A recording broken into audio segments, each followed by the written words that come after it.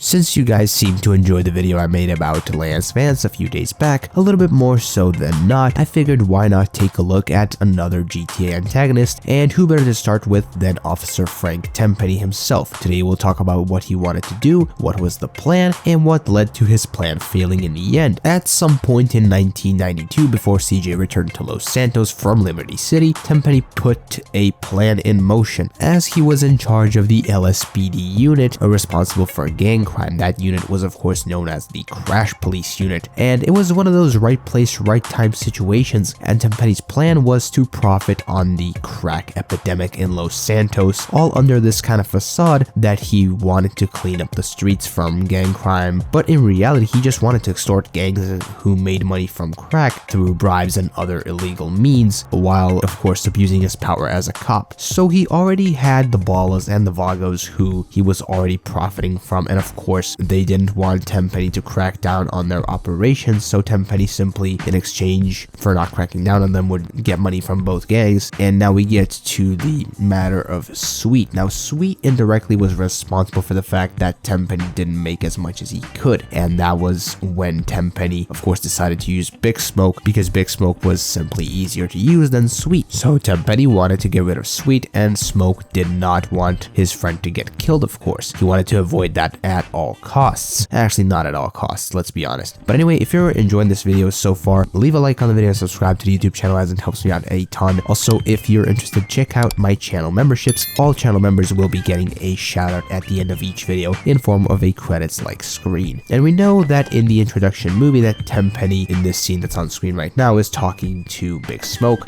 and he's actually telling him to kill Sweet on the phone, but Smoke of course can't bring himself to do it. Instead, Tenpenny sent a couple of Ballas in a green saber to kill Sweet, as Smoke didn't want to do it, of course. Now we know that this is the part where Tenpenny's plan started to fall apart, as Sweet was not killed, but it was rather his mother. But Tenpenny had a bigger problem at hand at this point, because a fellow cop known as Ralph Pendlebury was onto him and his partner Eddie Pulaski, and was putting together evidence to hand over to Internal Affairs. Tenpenny saw this as an opportunity to get a new recruit on board, so Jimmy Hernandez became a new addition to the Crash unit. The three are next seen when Pulaski's beating Ralph Pendlebury to a pulp, and Tenpenny gives Hernandez a gun and a simple choice. It's either Hernandez kills a fellow cop or Tenpenny kills him, and with no choice, Hernandez pulls the trigger, meaning that now Tenpenny has him under his thumb as well, and in case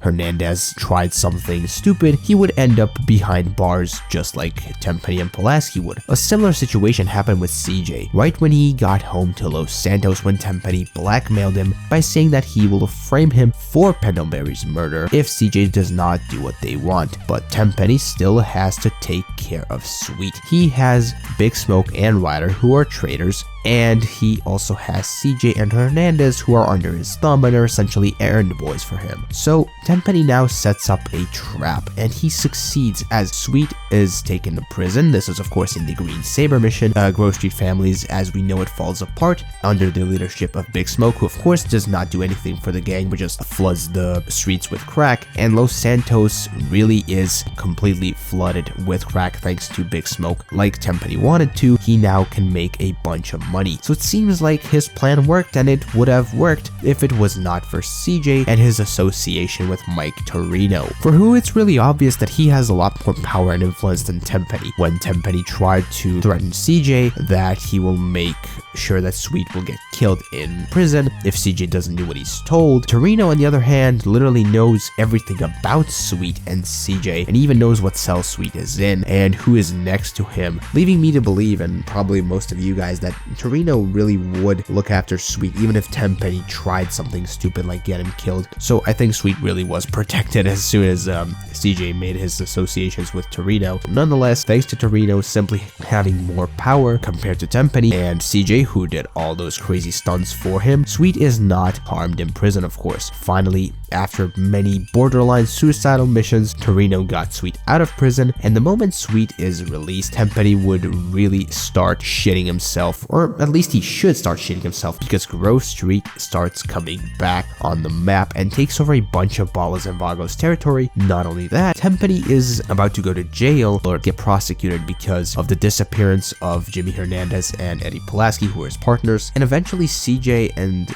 Sweet find Big Smoke's location, and CJ goes full fucking Terminator mode and single-handedly wipes out dozens of Ballas and kills Big Smoke himself in my opinion, one of the saddest deaths in GTA games ever. Tenpenny of course shows up, and by this point, of course, Pulaski and Hernandez are dead, so he tries to of course flee the country and get on a plane, and while driving a fire truck around Los Santos like a maniac, trying to get away from Sweet and CJ while trying to of course catch his plane, he loses control and ironically enough crashes into the middle of Grove Street and dies, but not before being made fun of for one last time by CJ. So I would say it's a pretty fitting end for Tenpenny. But to sum everything up, his plan was to extort money from gangs, selling crack in Los Santos, while using Big Smoke and the Loco Syndicate to sell more crack and making him more money essentially in the process. And of course, CJ and Torino were responsible for the crack empire falling apart, so